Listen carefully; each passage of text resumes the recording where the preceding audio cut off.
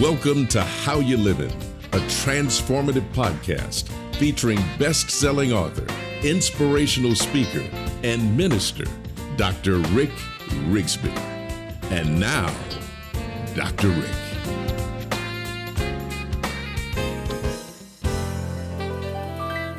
Well, hello, friends, and thank you so very much for tuning in today.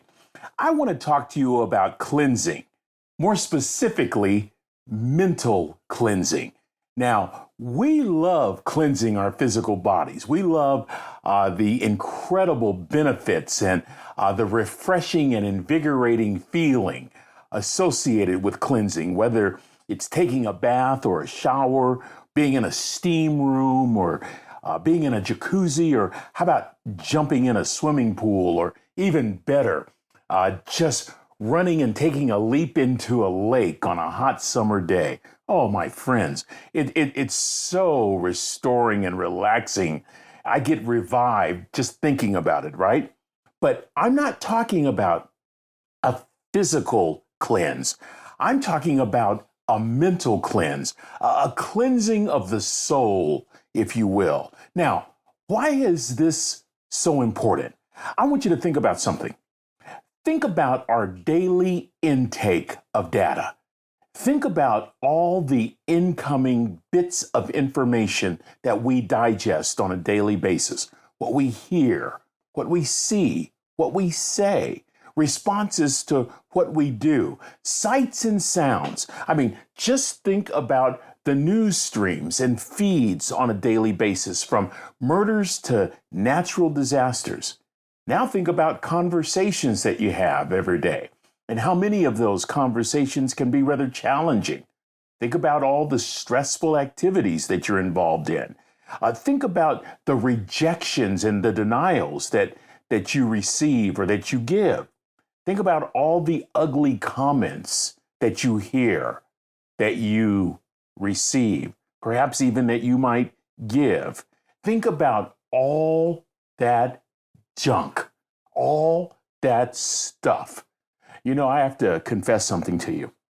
As a former news reporter, I've been obsessed with news for decades. I would call myself a news junkie. I can watch news morning, noon, and night, but I'm noticing changes over the past couple of years. I'm noticing that it's becoming increasingly more difficult for me to watch or listen to the news on a daily basis. And I really believe it's because I tend to be focusing on news that's negative, news that's horrific, news that I would just care not to include in my day. It is having an effect on my soul. I'm wondering if y'all can relate to what I'm saying. In fact, I've often wondered what a meter reading of my soul might register in terms of the amount of mental junk that I carry on a daily basis. I would estimate that my readings would be off the chart.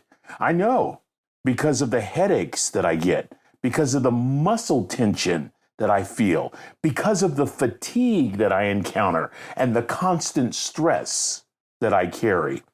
Intrusions and overloads, where they can manifest physically.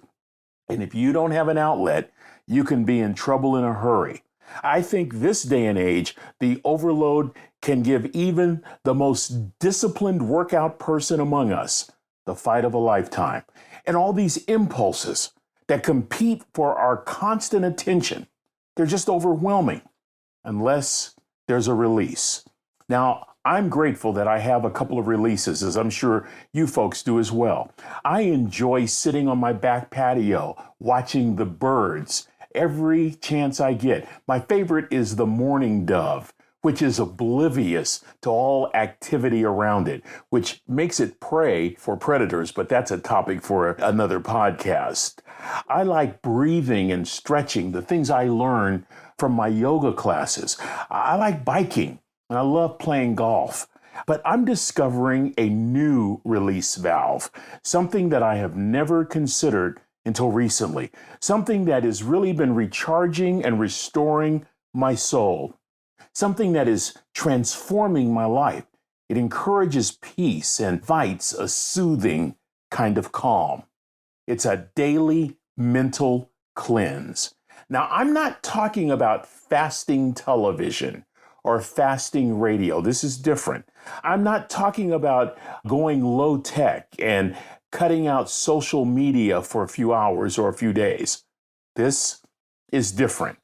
Friends, as most of you know, I'm a pastor. I'm an ordained minister. And recently I was preparing this message and I used a passage from the Old Testament as part of my message. It's Psalm 51. It was written by King David. You recall this Old Testament story of David, and he's lamenting over his sins. It comes after he sees this beautiful woman named Bathsheba. He commits adultery with this married woman. Then he takes it a step further, and the king orders her husband to the front lines of a war. In other words, he has Bathsheba's husband murdered. He takes Bathsheba among his wives. He's confronted and he repents, and he's very sorrowful. You might say that David is hearing a lot of mental noise. He wrote Psalm 51 following the adultery and the murder and the mayhem. Psalm 51 found David with very little self-worth, in complete and total humiliation, mired in guilt and shame. And this is what he wrote. Be gracious to me, O God. Wash me thoroughly from iniquity. Cleanse me from my sins. I studied that passage. I meditated on that passage. Then I reread that passage again and again. And I don't know why it hit me the way it did this time, but I'm grateful that it did. Those words just kept ringing in my heart with a piercing familiarity. Wash me thoroughly. Cleanse me from my sins. Wash me. Cleanse me. You know, it's a curious footnote to me that David did not say, heal me, heal my heart. He said, cleanse me, cleanse my heart. As a matter of fact, a little bit later in Psalm 51, King David wrote, create in me a clean heart, renew a right spirit in me. And I think that's when it really struck me. I have allowed the cares of this world to clog my mental arteries. I have allowed the news of the day to stress me out of control. I have allowed my mind and my spirit and my soul to experience sensory overload. As I reflected on this passage, several words jumped off the page. Wash, cleanse, create, renew, restore.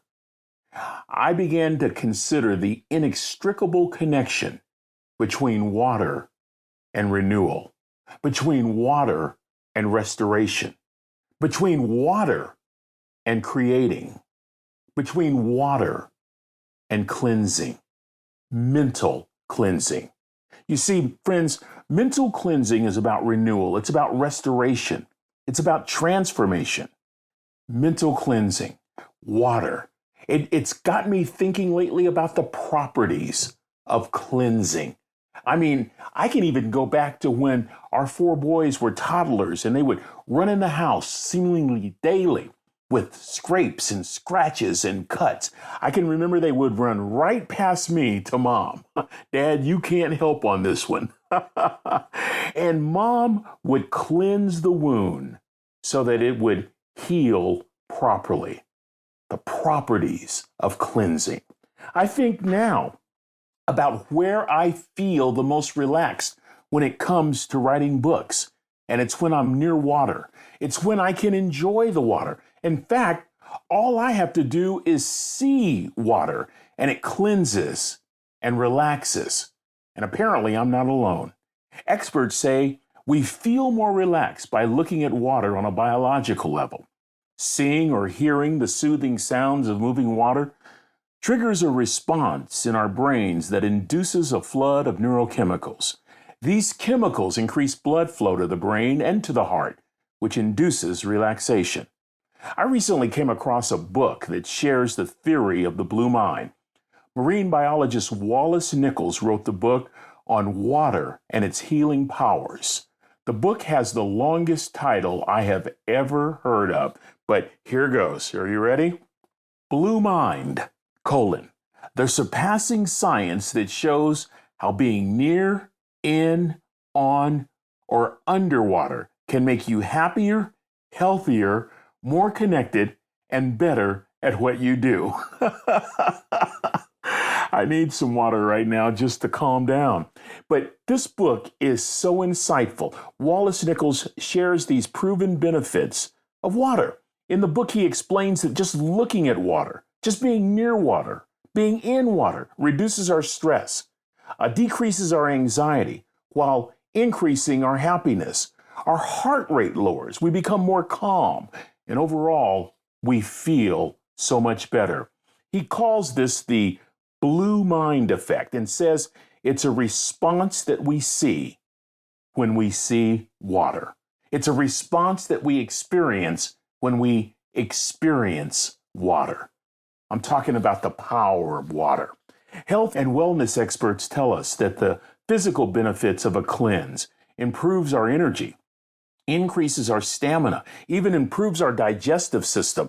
It creates an emotional release. It improves our overall sense of well-being. They even argue that not dealing with the constant barrage of toxins can really be bad. All those toxins in our body, if we don't deal with those toxins, it can accelerate the aging process. So if a cleanse can greatly benefit our bodies, imagine what a mental cleanse can do for our souls.